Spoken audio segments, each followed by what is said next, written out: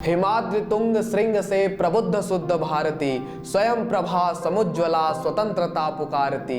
अमर्त्य वीर पुत्र हो दृढ़ प्रतिज्ञ सोच लो, प्रशस्त पूर्ण पंथ है बढ़े चलो। असंख्य कीर्ति रश्मियां विकीर्ण दिव्य दाहसी, सपूत मातृभूमि के रुको न सूर साहसी।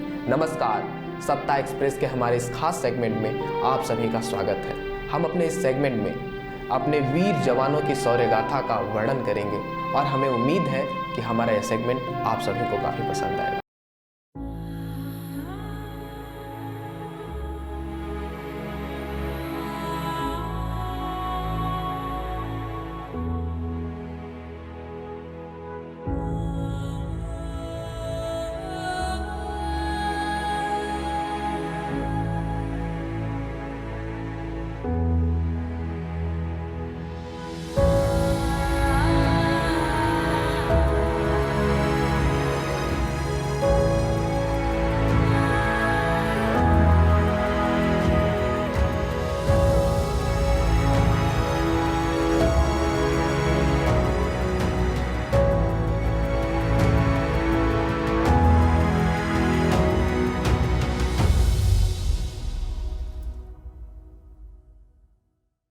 भारत को नमन करना छोड़ दे, कह दो कि मेरा वतन छोड़ दे।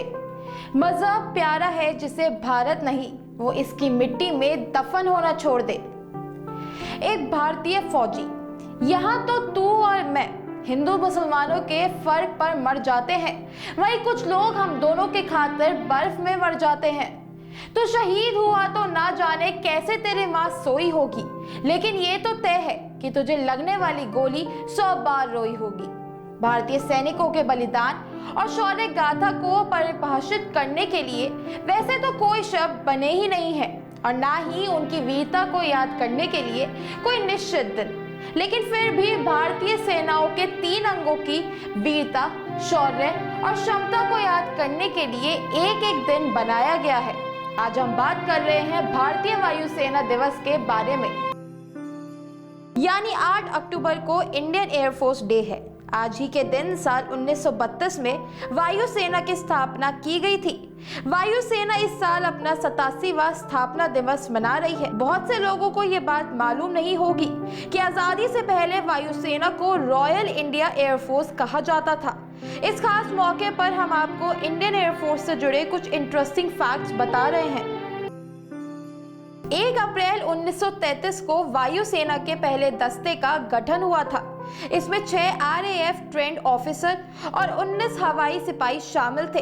इंडियन एयरफोर्स ने सेकेंड वर्ल्ड वॉर में अहम भूमिका निभाई थी।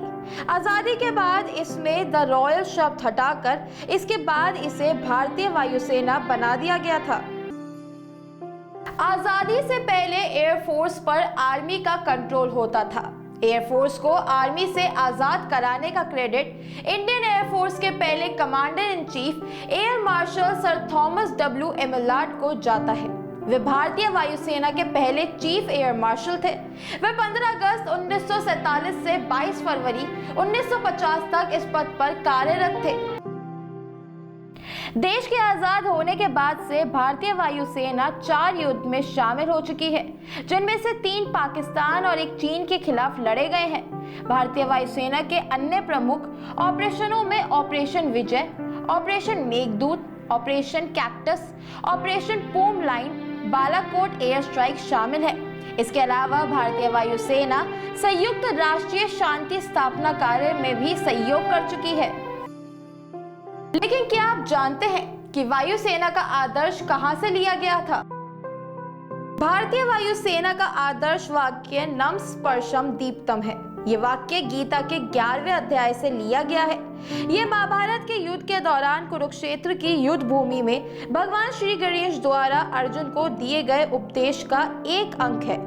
सेना के तीनों अंगों का एक आदर्श वाक्य है। वायुसेना का आदर्श वाक्य का मतलब है कि हे विष्णु, आकाश को स्पर्श करने वाले दिव्यमान अनेक वर्णों से युक्त तथा फैलाए हुए मुख और प्रकाशमान विशाल नेत्रों से युक्त आपको देखकर भयभीत अंतःकरण वाला मैं धीरज और शांति नहीं पाता हूँ।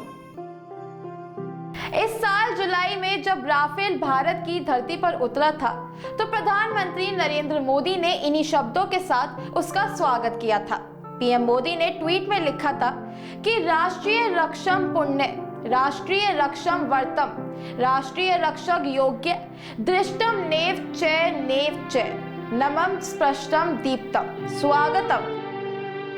अंत में बस इतना ही कि सिंह के दांतों से गिनती सीखने वालों के आगे शीशे देने की कला में क्या अजब है, क्या नया है, और हमसे भिड़ते हैं वो जिनका मन धरा से भर गया है।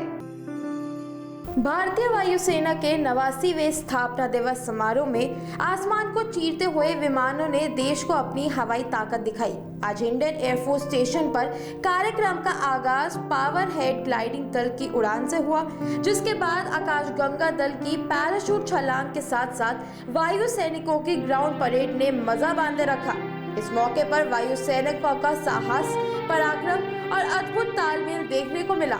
इस बार वायुसेना की थीम आत्मनिर्भर एवं सक्षम है, जिसमें विपिन रावत मुख्य अतिथि के रूप में पहुंचे। वहीं कोरोना संक्रमण के कारण इस बार भी सोशल डिस्टेंसिंग का विशेष ध्यान रखा गया। हाल ही में फ्रांस से आया अत्याधुनिक लड़ाकू विमान राफेल भी एयर शो में शामिल हुआ। लोगों की माने इस पल का इंतजार हो कि वे राफेल को एयरबेस के ऊपर आसमान का सीना चीरते हुए देख झूम उठे। हरक्यूलिस, C-17 ग्लोबमास्टर, मिराज 2000 और जैगुआर के जरिए वायुसेना ने अपनी ताकत का शानदार प्रदर्शन किया। इसके बाद स्वदेशी तेजस ने काफी देर तक परेड ग्राउंड के ऊपर अटखेलियां ली। इसी बीच राफेल की दहाड़ सुनाई दी और दर्शक अपनी सीटों से उठकर उसे एक बार निहारने को मजबूर हो गए। इस मौके पर सन 71 की लड़ाई को 50 साल पूरे होने पर शहीद हुए जवानों को श्रद्धांजलि भी दी गई।